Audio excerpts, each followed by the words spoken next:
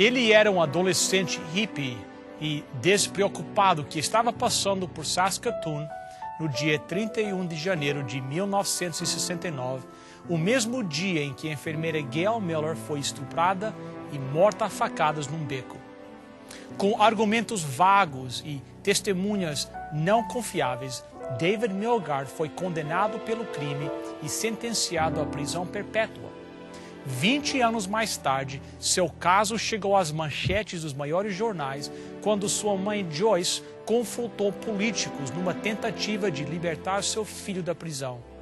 Quando foi inocentado em 1997, David Milgaard tinha se tornado um dos mais famosos casos de condenação injusta no Canadá.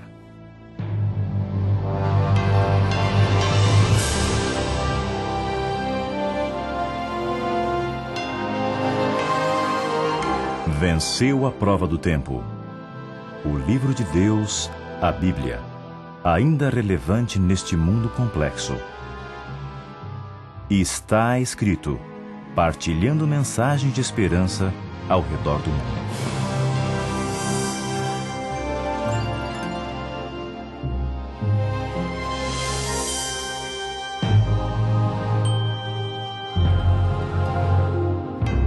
Após 23 anos da cadeia, a Suprema Corte do Canadá anulou sua condenação.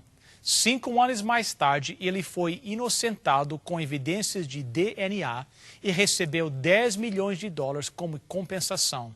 No mesmo ano, Larry Fisher foi condenado pelo estupro e assassinato de Gail Miller. Todos nós nos sentimos aliviados quando o milagre dos exames de DNA corrige um erro e liberta um homem inocente. E nos alegramos quando os mesmos exames de DNA colocam um culpado atrás das grades, porque o que mais desejamos é que a coisa certa seja feita, que a justiça vença, que alguém finalmente responda todas as questões e esclareça o que antes era vago e impreciso. O que desejamos realmente é a verdade. Então, aqui está a grande questão. Será que chegará um dia em que Deus finalmente responderá todas as perguntas que se fazem sobre ele?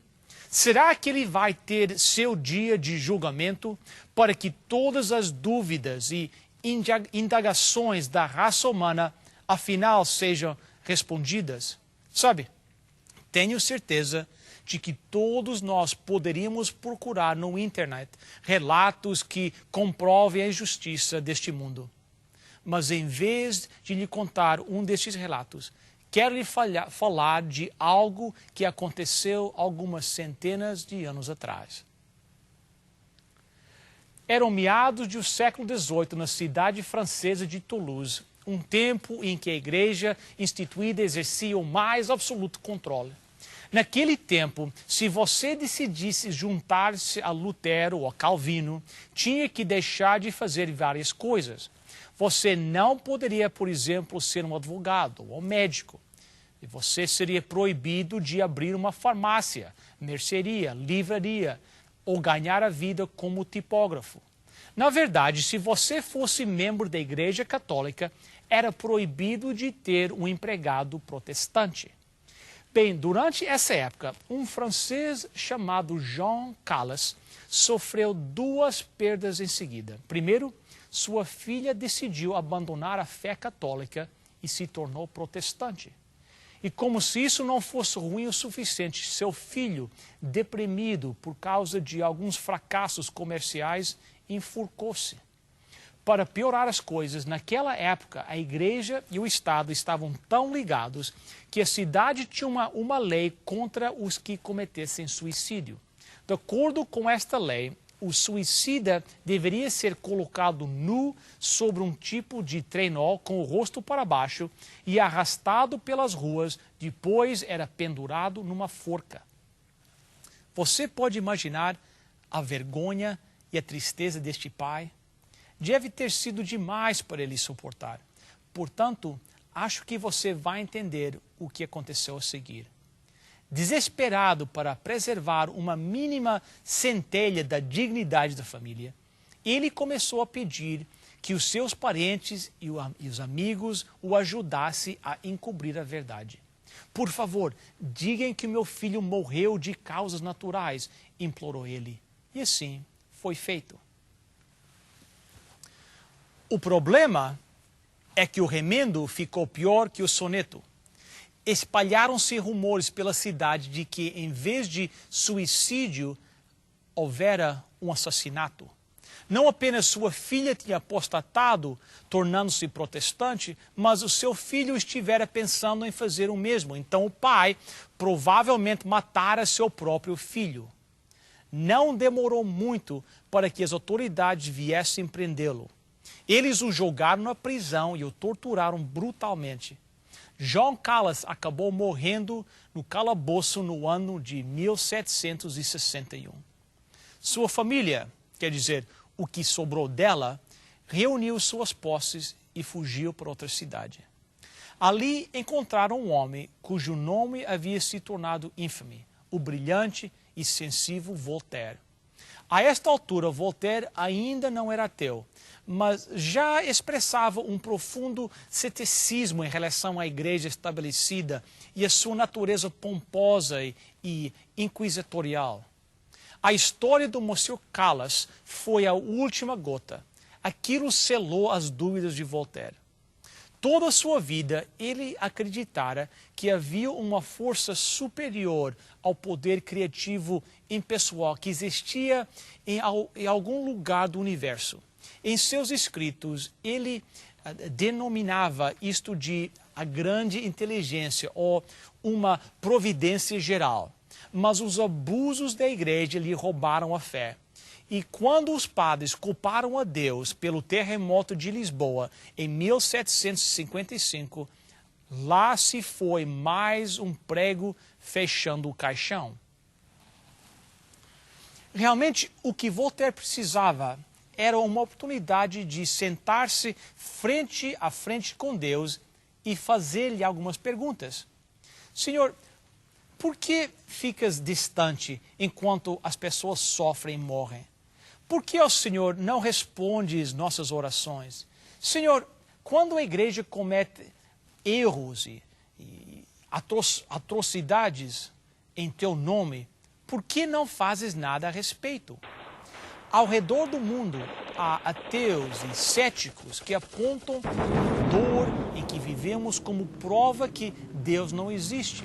Terremotos, guerras, furacões, um atrás do outro na Flórida, Louisiana e Mississippi, e mais triste ainda, nas favelas do Haiti. Os não cristãos dizem, ou Deus vê tudo isso e não se importa, ou ele simplesmente não tem poder para fazer nada a respeito. Seja qual for o caso, estas tragédias provam que simplesmente não existe um Deus onisciente e onipresente. Os ateus também lutaram com a antiquíssima questão de Gênesis capítulo 1, versus a teoria da evolução. Por que a datação do carbono 14 parece revelar uma terra tão antiga quando a história descrita na Bíblia é bem mais breve? Mais uma vez, não seria maravilhoso se eles pudessem perguntar isso para Deus? Há também as questões que surgem quando finitos estudantes da religião leem as palavras escritas num documento infinito chamado a Santa Bíblia. Há passagens que são obscuras e que não parecem fazer sentido. Há versos que serão reconciliados com as realidades do mundo ao nosso redor. Se Deus é amor, por que não impediu Osama Bin Laden de matar todas aquelas pessoas? E por que não curou o câncer de sua irmã? E o que vale um poder onipotente se você não quiser usá-lo? Lembro bem de uma frase que foi dita na campanha presidencial de 1992, quando o candidato disse: Senhor presidente, se o senhor não está disposto a usar o seu poder presidencial para ajudar as pessoas, então retire-se, porque eu estou. Eu me pergunto, quantas pessoas já não desejaram dizer isso a Deus. Em seu livro admirável, A Bíblia que Jesus lia, Philip Yancey escreve sobre os clamores dos heróis de Deus nos tempos do Velho Testamento. Os Salmos dão exemplos, escreve Yancey, de pessoas comuns lutando com todas as forças para alinhar aquilo que acreditavam sobre Deus com aquilo que estavam vivenciando na realidade. Ele cita o teólogo Martin Marty, que descreve cerca de 50% do livro de Salmos como invernal, o que significa que estão cheios de perguntas difíceis e de questionamentos ousados direcionados a Deus. Como, por exemplo, afinal, o que o Senhor está fazendo aí em cima? O rei Davi quase amaldiçoou os céus, desejando que Deus quebre a cara dos seus inimigos. Mas onde está a promessa de ajuda? Por que a injustiça? Por que os maus prosperam? No momento de sinceridade, Yancey admite que aprendeu com os Salmos a disciplina espiritual de fazer longas caminhadas, simplesmente gritando com o Senhor. Claro que ele faz isto respeitosamente, tenho certeza. Mas ele dirige a Deus perguntas difíceis que demonstram suas mágoas e tristezas. O que me traz ao momento de dar ótimas notícias. Mesmo quando estamos gritando e duvidando, Deus ainda nos ama. Não é que Ele acha nossas dúvidas uma maravilha, mas é que Ele nos conhece muito bem. Jesus não ficou feliz quando Tomé teve dúvidas, mas ainda assim o amou. Tenho certeza que Jesus teria preferido que Tomé lembrasse de suas promessas e aceitasse seu testemunho como os outros discípulos, mas ele não fez isso. E naquele momento, enquanto Tomé lutava para acreditar, Jesus foi muito gentil com ele. Mas as notícias ficam melhores ainda. De acordo com a Bíblia, vai chegar um dia em que Deus vai entrar num fórum intergaláctico e vai testemunhar diante de nós. Naquele momento, o próprio Deus será julgado. Imagine só. O Criador está disposto a se colocar em julgamento. Ele está disposto a ser investigado por meros mortais. E isto nos leva ao livro de Apocalipse, onde encontramos uma incrível descrição dos eventos dos últimos dias. A segunda vinda de Jesus é anunciada no capítulo 19, onde está escrito, Apocalipse 19, verso 11. Em seguida vi o céu aberto e apareceu um cavalo branco. O seu cavaleiro se chama Fiel e Verdadeiro. Ele julga e combate com justiça. A Bíblia refere-se a Jesus como fiel e verdadeiro e declara que a guerra que ele tem travado contra o pecado e o sofrimento é justa.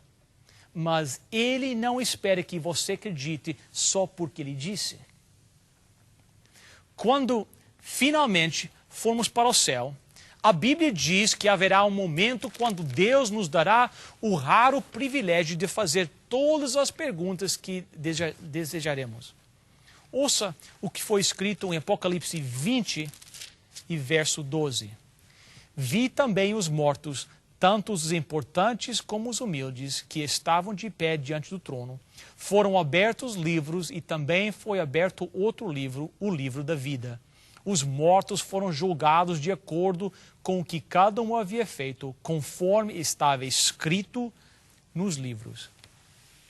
Eu gostaria de trocar isso em miúdos para você. Sem entrar em todos os detalhes, esta passagem fala de um momento especial quando abriremos os livros e vamos ler os nomes daqueles que não estão no reino do céu. E neste momento Deus responderá todas as nossas perguntas.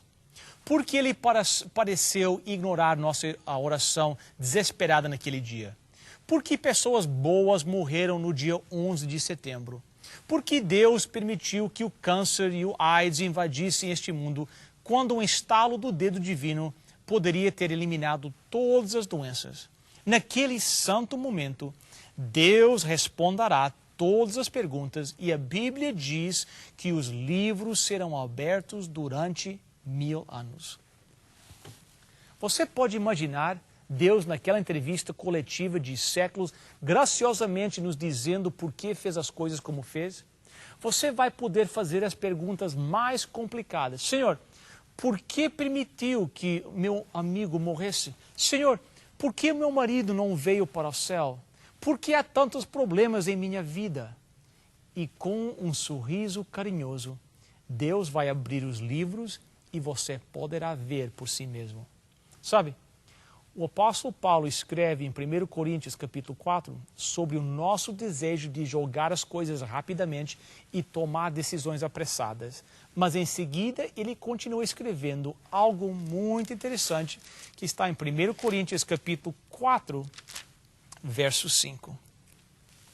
Portanto, não julguem ninguém antes da hora. Esperem o julgamento final quando o Senhor vier. Ele trará para a luz os segredos escondidos no escuro e mostrará as intenções que estão no coração das pessoas. Então, cada um receberá de Deus os elogios que merece. Paulo diz que quando Jesus vier, finalmente vamos entender tudo. Não apenas Deus responderá todas as perguntas, mas todos os segredos mais escondidos deste mundo cheio de pecados serão expostos à luz do dia. Não sei se você se interessa em saber quem assassinou Kennedy, ou se O.J. Simpson era culpado ou não, mas se quiser saber a verdade, você mesmo poderá pesquisar nos livros. E se alguém que te atormentou a vida inteira acabar chegando ao céu, você poderá pesquisar este caso também. Não sei você, mas eu já estou sentindo que vou ficar muito satisfeito com cada resposta que Deus me der. Há mais uma coisa considerada. Os livros proféticos da Bíblia, Daniel e Apocalipse, nos dizem que este grande julgamento acontecerá durante o período de 1000 anos. Isto ocorre depois que Jesus vier. Isso faz sentido. Haverá pessoas, vejam bem, que rejeitam a Deus nos últimos momentos da história da Terra e não seria apropriado analisar os casos deles enquanto ainda houver esperança que eles escolham estar ao lado de Cristo. Mas durante o milênio, após a segunda vinda, com Jesus ao nosso lado, ainda teremos a oportunidade de pesquisar o caso deles e ver que Deus realmente fez tudo o que podia para salvá-los. Só não violou o livre arbítrio de cada um. E quando tudo terminar, sei que ficaremos totalmente satisfeitos com as respostas de Deus. Ao final deste período de reflexão e julgamento, que vai durar 1000 anos, chegará outro momento que me deixa fascinado. Se você já teve que lutar com dúvidas ou com desânimo, se Satanás já o bombardeou com tentação de desistir de Deus, você precisa suportar as dificuldades até este momento de ouro chegar. Quando os 1000 anos terminarem, a cidade santa, a Nova Jerusalém, vai descer a este planeta cansado e poderemos ver a devastação que foi deixada pela segunda vinda. De acordo com o Apocalipse, capítulo 20 e verso 5, neste momento os ímpios vão ressuscitar. A Bíblia chama isto de a segunda ressurreição e neste momento todos os seres humanos que já viveram estarão vivos ao mesmo tempo. Alguns estarão dentro da cidade e outros fora. Alguns tiveram suas perguntas respondidas, mas outros ainda estarão amaldiçoando a Deus. E neste momento, poderemos ver por nós mesmos que tudo que Deus disse era verdade. Depois que tivermos olhado aos livros de registro divino, será como se Deus dissesse: agora venham comigo e vejam por si mesmo. Pode parecer inacreditável, mas neste momento em que estivermos observando os ímpios ressuscitados, a Bíblia diz que eles atacarão a cidade santa e tentarão invadi-la. Embora tenham assistido à segunda vida, eles ainda odiarão a Deus.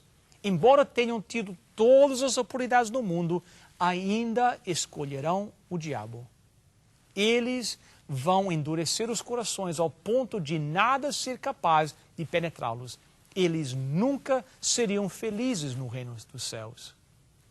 Ouça o que a Bíblia diz em Apocalipse 20, versos 7 até 9. Ora, quando se completarem os 1000 anos, Satanás será solto de sua prisão e sairá a enganar as nações que estão nos 4 cantos da terra, Gog e Magog, cujo número é como a areia do mar, a fim de ajuntá-las para a batalha. E subiram sobre a largura da terra e cercaram o arraial dos santos, a cidade querida, mas desceu fogo do céu e os devorou. Neste momento solene, poderemos ver com os nossos próprios olhos que os maus nunca tiveram qualquer intenção de se arrependerem. Deus tentou, e tentou, e tentou, mas eles simplesmente se recusaram a ouvir. E no final das contas, estas pessoas nunca seriam felizes vivendo na presença de um Deus santo. Por isso, ele coloca um ponto final em tudo. Todas as nossas perguntas serão respondidas. Sabe, Deus é muito paciente. Depois de tudo que fizemos, é incrível que Ele não nos tenha eliminado muito tempo atrás. E quando tudo terminar, nosso amoroso Deus vai eliminar o câncer da rebelião humana da forma mais bondosa possível. Finalmente, tudo estará terminado. O pecado, as dúvidas, o desânimo e as indagações. Durante milhares de anos, temos tido dúvidas e ocasiões de desespero e desânimo. Há momentos em que simplesmente não entendemos, não conseguimos captar. Não entendemos o que um Deus amoroso, onisciente e sensível está fazendo lá em cima no céu. Mas está chegando o glorioso momento em que você finalmente verá Deus face a face. E este momento vai compensar tudo. Quando você vir Deus face a face, Ele vai responder todas as suas perguntas. Ele vai aninhar você em seus braços de amor e vai ajudá-lo a entender tudo claramente. Você tem dúvidas? Em breve você estará face a face. Você está confuso sobre alguns dos ensinamentos da Bíblia? Tenha paciência, porque de aqui a muito pouco tempo estaremos face a face. Algumas vezes parece que os seguidores de Deus ficam com o pior de tudo, enquanto todos os outros estão indo tudo bem. Em breve estaremos face a face e vamos ver que nossa amizade com Deus vai valer a pena. Quando você finalmente estiver diante das cortes celestiais, os problemas deste mundo vão parecer insignificantes. Sabe? A Bíblia nos ensina que até Deus sabe como é sentir desapontamento. Quando o pecado começou sua carreira, destruindo a família de Deus, ele ficou com o coração partido. Quando o pecado chegou à terra e a sua família humana, a família começou a sofrer, Deus olhou e os seus olhos se encheram de lágrimas. Mas agora, neste exato momento, Ele está lhe estendendo a mão. Ele está pedindo que você confie nele, pois vai tirá-lo desta cratera de desesperança, porque é o pecado. Ele garante que se você se apegar a ele, sairá vencedor, o que impede você de aceitar este presente agora mesmo. Que o Senhor te abençoe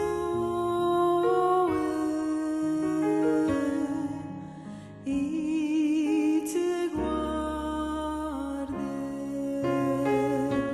Que o Senhor faça resplandecer seu rosto sobre ti e de ti tenha misericórdia.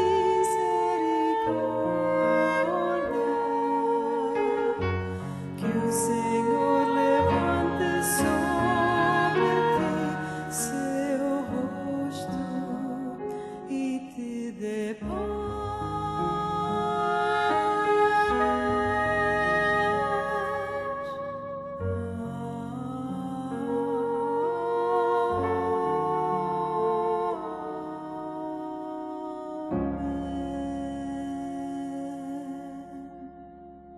Oremos, querido Deus, Pai no céu, como nós te agradecemos pela tua bondade e o carinho que demonstra para cada um de nós. Pai, nós te pedimos que cada telespectador possa se apegar a ti, nunca largar a tua mão, e que naquele grande dia, na Nova Jerusalém, possam estar presentes, ver a tua face, face a face, e ter todas as suas perguntas respondidas. É que nós te suplicamos em nome e por amor de Jesus. Amém.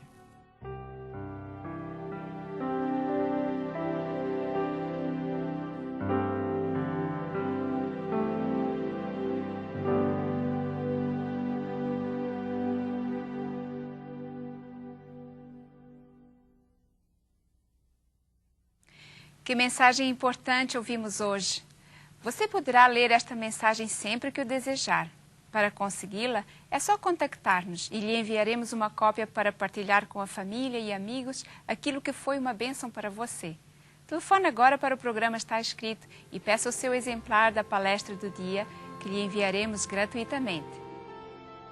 Para você solicitar a sua oferta de hoje, basta chamar o nosso número de telefone 416-259-8608. Chame agora mesmo 416-259-8608. Lembre que a oferta é gratuita. A operadora necessita de seu nome, endereço, número de telefone, juntamente com o nome da oferta que você deseja. Se você preferir, poderá também escrever para Está Escrito, Box 2010, Oshawa, Ontário, L1H 7V4. Você receberá em sua casa gratuitamente a oferta solicitada, sem qualquer compromisso com o programa Está Escrito. Agradecemos as suas cartas, os pedidos de oração que nos enviam e também o seu apoio financeiro.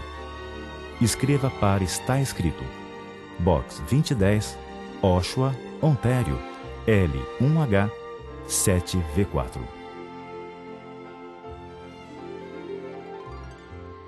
Eu agradeço a sua presença conosco e espero poder contar com a sua presença na próxima semana também. Até lá, lembre-se, está escrito: nem só de pão viverá o homem, mas de toda a palavra que procede da boca de Deus.